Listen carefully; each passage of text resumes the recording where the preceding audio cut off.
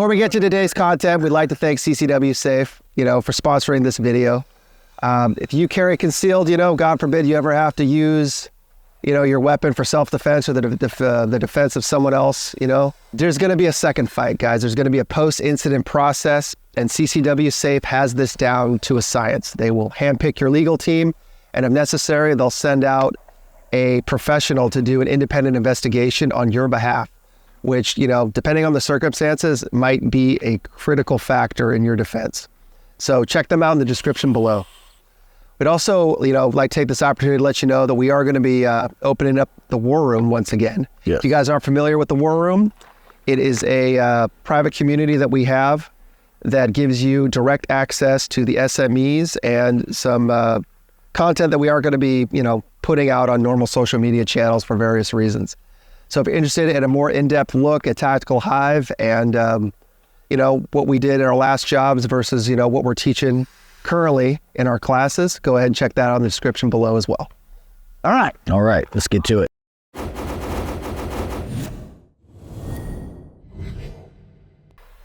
So, Bud, as GWOT was starting out, did you guys notice, kind of a fluctuation, if you want to call it that, in, the numbers of guys you would go out with? Yeah, absolutely. Because we did as well, predominantly, starting out, going into it, what was your guys' set number that you were kind of training to and most comfortable with going out on, let's say, just a standard direct action? Well, it was funny for what I noticed. The assault side of the house pretty much stayed the same, right? Now, the mentality of the assault changed dramatically, but we started getting more focused and we started getting ancillary elements within the regiment operating in smaller and smaller elements that never happened really before. So we kind of went from big to small on one end, and we went from, we started learning the lesson that not everything requires a chainsaw.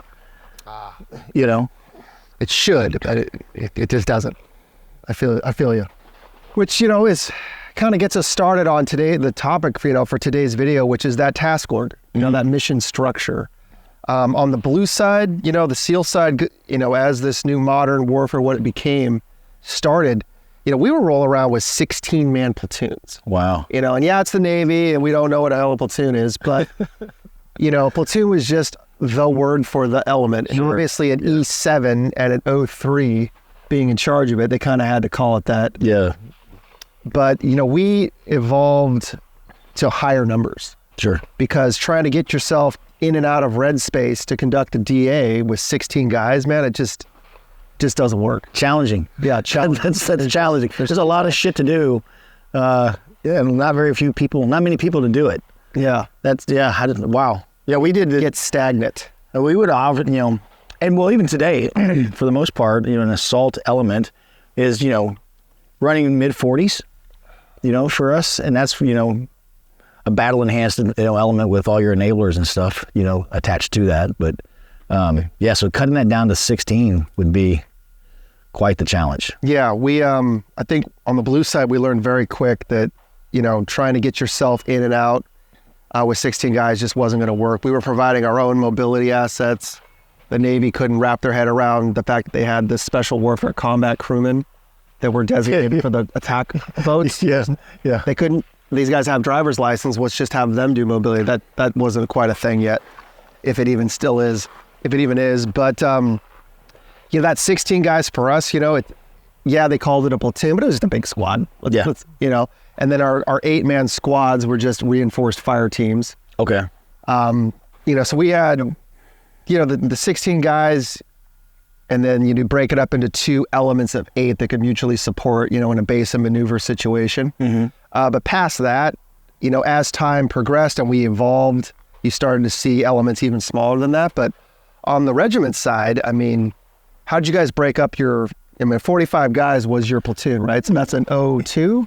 It's an O3. O3? It's an O3 and an E7. Well, O2, it kind of depends on where they're at in their promotion cycle. Mm-hmm. You may have an O2, you may have an O3.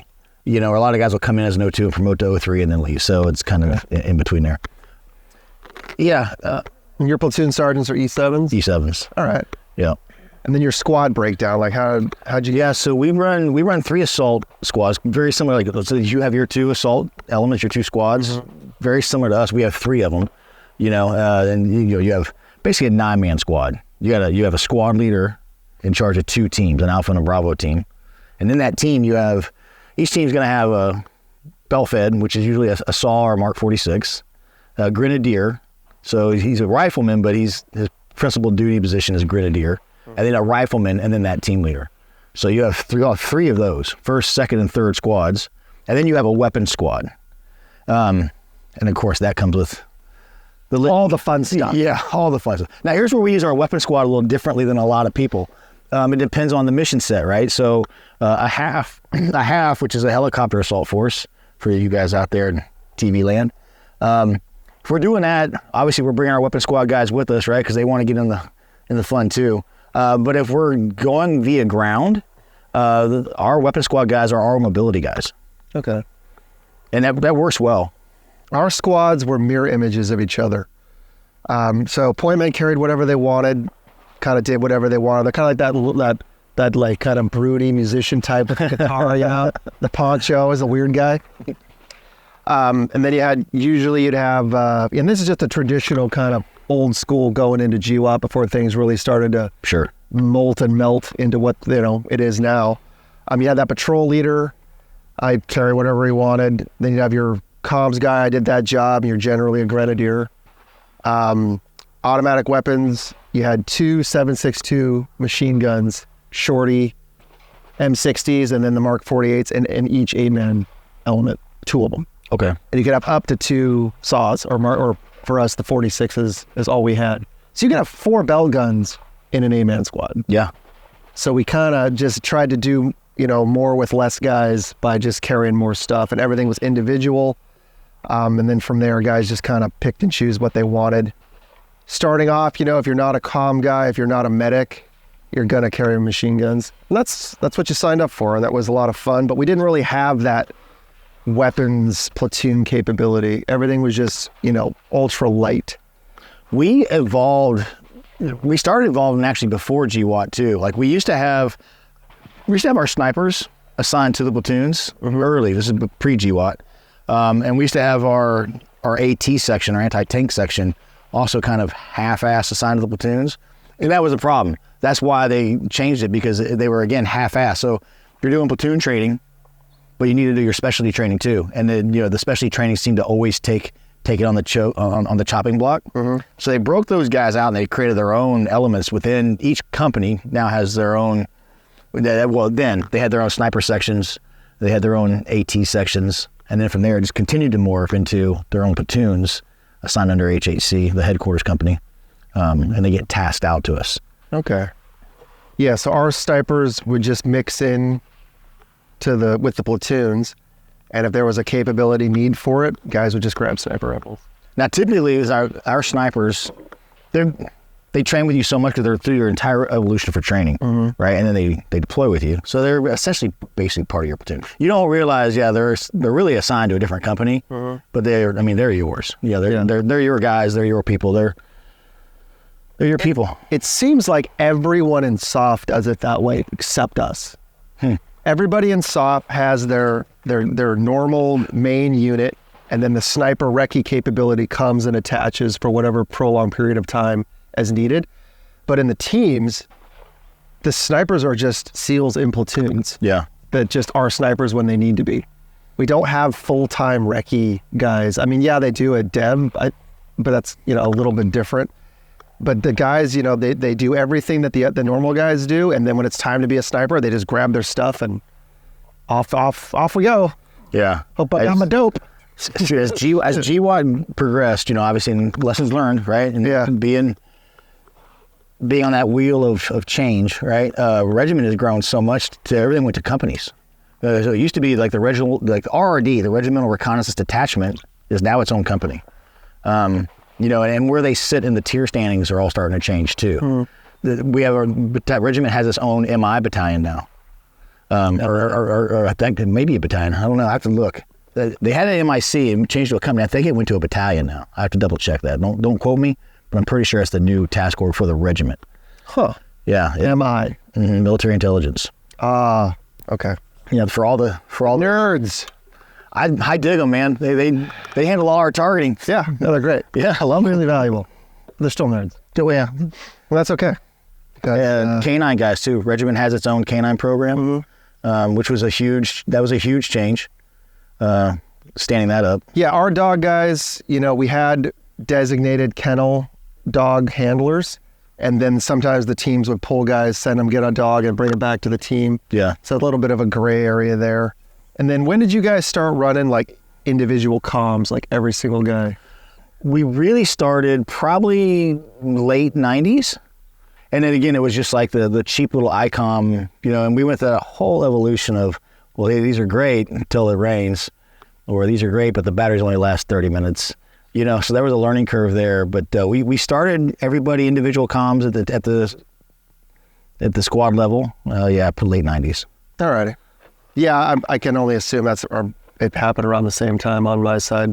But that was before I got there. I got there, mid 2000s, and everybody had an ember. Yeah. So, but that was pretty late in the game. And then, as we got over there and you realized that, that traditional 16 guy outfit really wasn't going to work. My first deployment, the whole troop was together. Okay. So you had technically two platoons, but honestly, it was just two platoons on paper. It was one cohesive unit. It was like kind of a big 32-man, or whatever you want to call it, platoon. And honestly, I think it was the most high-functioning deployment I had, because you had the depth of the roster, and just being able to plan multiple ops with that many guys was a game changer. Man, you really talk about peeling the scab back and getting to the root of it. For regiment. GWOT was... We've always operated in the past. Our legacy operational was, as a battalion footprint. Now granted, you always had a company that could go in, but it was still set for a battalion footprint, or even a company footprint, but the companies together. And then by mid GWOT, I mean, you have platoon. Everybody's separated. You have platoons here. You guys are all task orged out to certain environments to do, prosecute the war on terror. And it was no longer the big, own this battle space piece anymore. It was go out and do great things, and then collectively report back.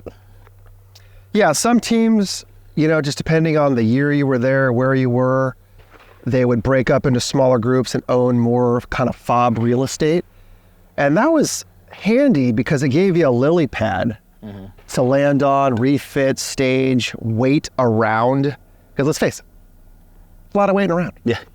And, having, real estate that you owned, there was a gym there, a place to get out of the sun, a place to OD on rippets, just the things you need, the things you're going to need over there. That definitely helped. But having those larger groups together where everybody was, face to face, being able to plan, having more guys to pick from. And it really came down to that high 20s, low 30s number was kind of the magic. We'll call it 30 because SEAL platoons bumped up, to 18 guys pretty quick. And then we always had 2 EOD guys that were attached to us, part of the platoon, at least for deployments. Yep. And then other enablers as needed.